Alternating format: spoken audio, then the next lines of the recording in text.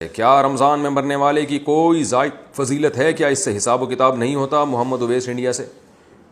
بعض روایتوں میں آتا ہے جو جمعے کی رات کو انتقال کرے گا اس پہ عذاب قبر نہیں ہوتا، بعض میں آتا ہے جو رمضان میں انتقال کرے گا اس سے عذاب قبر نہیں ہوتا، پھر بعض میں آتا ہے کہ قیامت تک کے لیے ہٹا لیا جاتا ہے، بعض سے پتہ چلتا ہے صرف رمضان میں ہٹایا جاتا ہے۔ لیکن اس بارے میں جتنی روایتیں سب ضعیف ہیں اور بہت زیادہ ضعیف ہیں، تھوڑی بہت ضعیف بھی نہیں ہیں۔ تو بعض علماء نے دیکھا کہ چلو روایتیں ہیں، اللہ کی رحمت سے امید کی جا سکتی ہے کہ بخشش ہو جائے گی، لیکن حقیقت جو ہے نا دلائل کی قوت کی روح سے ان روایتوں میں جان نہیں ہے۔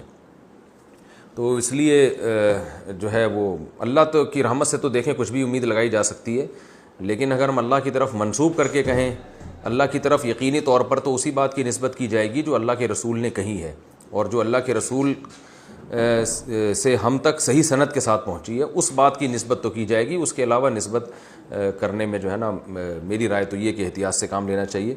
البتہ یہ ضرور ہے کہ جو بھی مقدس جگہیں ہوں، مقدس مقامات ہوں، تو ان مقدس جگہیں اور ان مقدس مقامات میں موت کی ویسے ہی ایک فضیلت ہے۔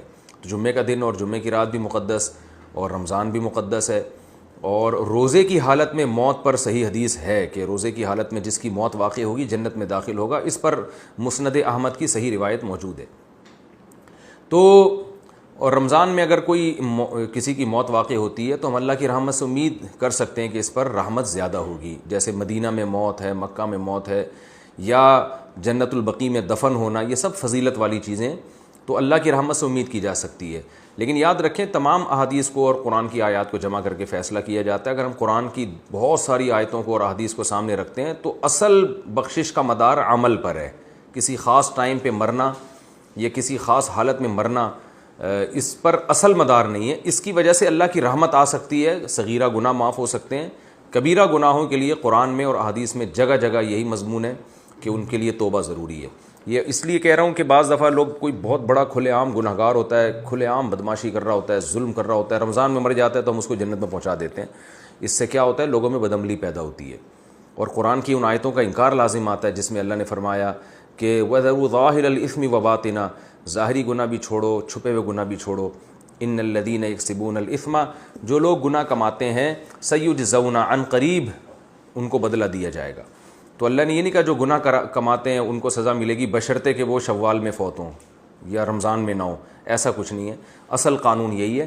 باقی جو روایات میں آتا ہے کہ روزے کی حالت میں موت واقع ہوئی تو مبارک موت ہے، عبادت کرتے ہوئے دنیا سے جا رہا ہے تو اللہ سے امید کی جا سکتی ہے، لیکن اصول اور ضابطہ بہرحال یہی ہے کہ جب تک گناہوں سے توبہ نہیں کرے گا بخشش نہیں ہوگی۔ تو اس میں صغیرہ گناہ مراد ہوتے ہیں۔ دخل الجنہ کا مطلب یہ کہ اس کے اگر صغیرہ گناہ جو بہت کثرت سے تھے، رکاوٹ بن رہے تھے، تو اللہ اس کو صغیرہ گناہوں کو معاف کر کے جنت میں داخل کر دے گا، یہ اللہ سے امید ہے۔ تو خلاصہ یہ نکلا کہ روزے کی حالت میں موت اگر ہوتی ہے تو اس کی فضیلت تو صحیح حدیث میں واقع ہوئی ہے۔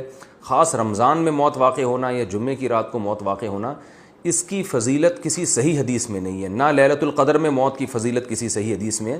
لیکن یہ ویسے شریعت میں ایک بات ثابت ہے کہ فضیلت والے دن یا فضیلت والی رات میں انتقال میں اللہ کی رحمت کی امید کی جا سکتی ہے۔ البتہ بعض علماء دوسری طرف بھی گئے ہیں، تو اختلافی مسئلہ ہے، جس عالم کی رائے زیادہ سمجھ میں آتی ہے اس کو فالو کر لینا چاہیے۔